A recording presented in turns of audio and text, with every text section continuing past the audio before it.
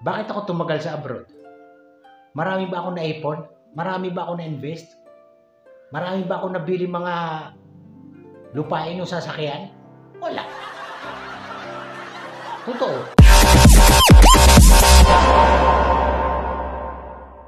Frankly, ang mga naipon ko talaga puro resibo. Pero I'm proud of it. Naging parte ako ng mga OFW. Kasi diyan ako kumikita.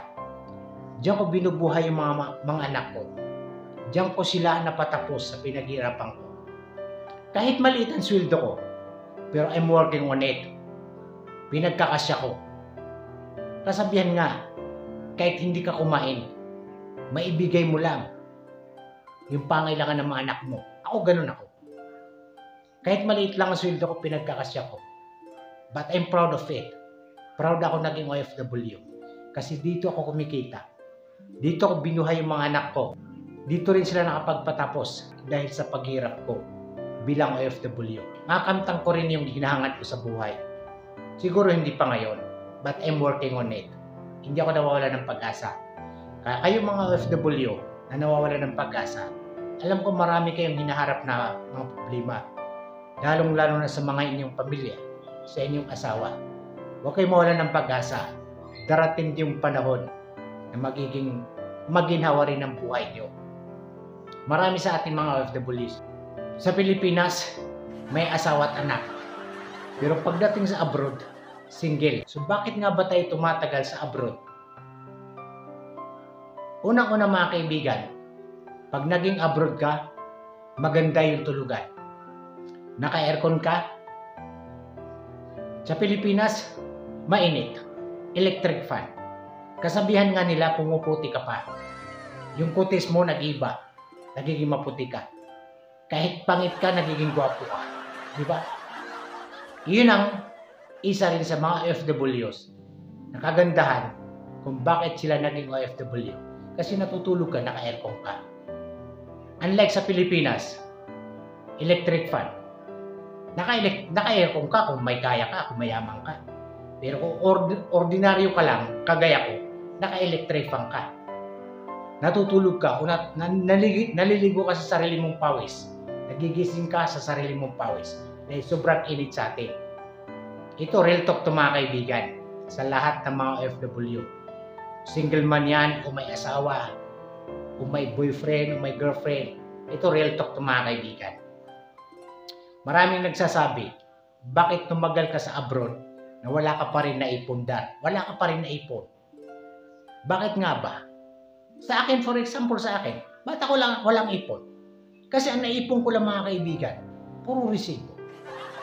Kalyo, problema, pag-iisip, paano makatapos yung mga anak ko? Yun lang. Masaya na ako ron. Pero hindi nila alam mga kaibigan, yung gaano ba kahirap maging OFW? Gaano ba kahirap kumita ng pera?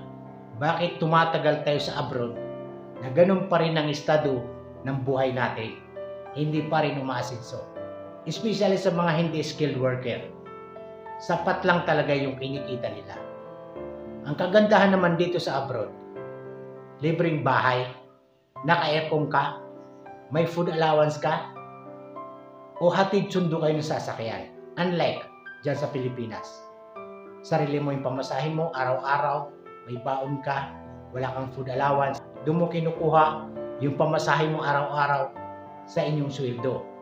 Pero dito sa abroad naman mga kaibigan, kagandahan naman ng abroad ay may food allowance ka. May service kayo o sasakyan. Yun ang kagandahan, natutulog ka, naka-aircon. So yun ang mga kaibigan, yung malaking katanungan sa ating mga OFWs. Kung bakit wala tayong naiipon. Dahil sapat lang mga kaibigan. Sa aming mga OFW ito, subok mo rin to. Naranasan mo rin to. Ginagawa mo rin to. Hindi sa pagmamayabang. Hindi pa dumating yung sahuran, naka-budget na yung sweldo mo. Yung ipapadala mo sa anak mo, ipapadala mo kung kanino, sa nanay mo, sa magulang mo, sa kapatid mo, sa girlfriend mo. Naka-budget na yan. Kaya, wala kang natitira. Kasi hindi pa sumweldo, wala ka pang sweldo, hindi pa dumating yung sweldo, ay binabudget na yan ng mga OFWs. Yan ang katotohanan. Hindi pa dumating ang sweldo, wala pang sweldo, naka-budget na yan kung para kanino yung papadala mo. Kaya yun ang mga kaibigan sa ating mga OFWs. Hindi talaga biro ang pagiging OFW. Marami rin sumubok na maging OFW. May asawa at anak. Pagbalik, wala na, sira na yung pamilya. Naghanap ng iba ang kanyang asawa. Di ba? Makakarelate nito yung may mga asawa na nasira ang pamilya niya dahil naghanap ng iba ang kanilang asawa. Ako, mga kaibigan ha, hindi kasi real talk to eh. Naranasan ko rin to eh. May asawa at anak ako. Bakit iniwan ako ng asawa ko? Unang-una siguro mga kaibigan, dahil sa long distance relationship kayo, kahit binibigay mo naman yung pangailangan ng iyong pamilya, kung talagang maghanap yan, maghanap. Di ba? Kasi, tao lang tayo mga kaibigan, may pangailangan tayo. Ang tagal din mga kaibigan yung 2 taon bago ka makapagbakasyon. Sa akin ha, 8 years. No vacation. Ganun pa rin. Wala pa rin ipon. Ipon ko, resibo, kalyo, problema, pag-isip. Pero hindi pa rin ako sumusuko mga kaibigan. Darating din yung panahon, darating din yung araw. Makamtan ko rin yung pangarap ko, yung hinahangat ko sa buhay. I'm working on it mga kaibigan. Yung willingness mo sa trabaho mo, dedicated ka sa trabaho mo. Yung pangarap mo, huwag mong susukuan. Kasi isiin mga kaibigan, kung may pangarap ka, gusto mong makamtan, gagawin mo yon. Hindi hanggang pangarap yan. Hindi hanggang pangarap lang yan. Pero hindi mo naman ginagawa. Paano makamtan yung pangarap mo kung hindi mo naman pinag-ipunan? Hindi mo pinaglalaanan ng pera. Hindi mo pinaglalaanan ng panahon. Hanggang pangarap ka lang kaibigan. Sa mga kapwa kong mga FW na wala pa rin ipon, puro resibo lang din na naipon. Okay, mag-alala, darating din yung panahon, darating din yung araw. Makamtan nyo rin yung hinahangad nyo. Basta wag lang kayo sumuko, wag kayong mawala ng pag-asa mga kaibigan. Tumatagal tayo sa abroad pero ganoon pa rin ang buhay natin. Bakit hindi tayo maghanap ng ibang trabaho? Kasi alam mo mga kaibigan, sa mga baguhan ng mga abroad, 2 taon pa lang, ayaw na, umayaw na. Gusto na maghanap ng trabaho ng ibang employer. Yun ang pagkakaiba. Sa aming mga matatagal na, hindi binibilang yung araw, yung taon kung gaano kakatagal sa abroad. Kasi, kontento ka na Lalong-lalo na sa mga 40 plus, mahirap makahanap ng trabaho. Kung hanap ka ng panibagong trabaho, mag-a-apply ka sa Pilipinas, gagastos ka. Samantalang kumikita ka na, stable ka na sa trabaho mo, bakit maghanap ka pa ng panibagong trabaho? Samantalang hindi ka naman pinapauwi na inyong company. So hanggat kaya mo, hanggat gusto ka pa ng inyong kumpanya, hanggat kumikita ka pa, huwag mong sukuan yung trabaho mo. Panindigan mo yan. Abroad ka ginusto mo yan Diyan ka kumikita. Diyan mo binubuhay yung pamilya mo. Diyan mo pinapatapos ng pag-aaral yung mga anak mo. Diyan mo kinukuha yung allowance sila, yung pinapadala mo kada buwan. Yung pangangailangan mo. Kaya bakit ka susuko mga kaibigan? At saka sa ating mga OFW rin sa mga Pilipino, especially sa ating mga Pilipino, yung inggit. Huwag ka mainggit sa kapwa mo. Makontento ka kung ano meron ka. Hindi porke sumusweldo ng malaki yan, gusto mo nang akyatin. Hindi May level tayo Wala ka sa level niya. Kung anong level mo mga kaibigan, doon ka na lang.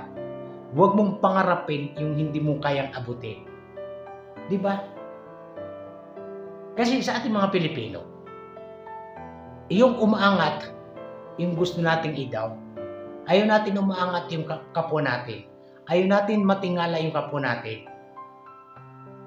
Yun ang katotohanan sa ating mga Pilipino. sa ating mga OFWs, huwag kayong mawalan ng pag-asa mga kaibigan. Ito rin, ang sinisilip natin yung kapwa natin. Kaibigan mo yan. Pero pagtalikod, pinag-uusapan niyo yan. Pero magkaibigan kayo, natural, nag-usap kayo, tumatagal sa abroad na wala pa rin ipon. Dahil sapat lang mga kaibigan yung sweldo natin. Huwag tayong mawalan ng pag-asa. Ako matagal na rin ako naging OFW. 18 years sa Riyadh. Marami akong naipon. Marami akong naipon na resibo. Nakapagpatayo ba ako ng bahay? Wala. Resibo. Marami akong naipon na kalyo. Marami rin akong naipon ng problema. Consumption. Yan ang mga naipon ko. Pero hindi ako nawawalan ng pag-asa. I'm proud of it. Naging OFW ako. Napagtapos yung mga anak ko sa pinaghirapan ko bilang OFW. Hindi ako nawalan ng pag-asa mga kaibigan. Kayong mga maliliit na sweldo, ayaw mawalan ng pag-asa. Makamtan din nyo rin yung pangarap nyo. Yung gusto nyo makamtan. Basta huwag lang kayong sumuko. Yan ang mga kaibigan sa ating mga OFW. Real talk yan sa lahat ng mga OFWs. Mga naipon nyo, puro resibo. Hindi sa pagmamayabang. Mga iba nga, uwi, ganun pa rin ang estado sa buhay. Ako ganun pa rin. Ganun pa rin. Yung kung ano ako dati, ganun pa rin ang estado ko sa buhay. Ganun pa rin. Single father pa rin. Tinataguyod ko pa rin ang mga anak ko. Pero, at least, napatapos ko yung mga anak ko sa pinaghirapan ko sa abroad. Kahit tumagal ako rito, bakit hindi ako bigla-biglang mag-exit? Dahil may pinapaaral ako. May ginagampanan ako mga kaibigan. May tungkulin ako na dapat ibigay sa mga anak ko. Gusto ko lahat makatapos Yun ang gusto ko Ayoko may masabi sila sa akin. Aalis lang kayo sa trabaho ni mga kaibigan. Ito payo ko lang sa mga OFW na bigla-bigla na lang nag-exit. Na wala namang stable job. Wala namang sapat na ipon. Huwag kayong aalis. Huwag kayong bigla-bigla na mag-exit. Kung wala naman kayong sapat na ipon. Kung wala naman kayong lilipatan na mas maganda sa inyong trabaho. Mag-stay put na lang kayo mga kaibigan sa inyong trabaho. Hanggat kaya, hanggat kumikita ka pa, hanggat gusto ka pa ng inyong employer, kumpanya, mag-stay put ka na lang. Huwag kang maghanap ng trabaho. Panibagong gastos, panibagong amo, panibagong paikisama. Samantalang kung ang trabaho mo, damay mo na yan. Paisi-isi ka na lang Stikol ka lang mga kaibigan.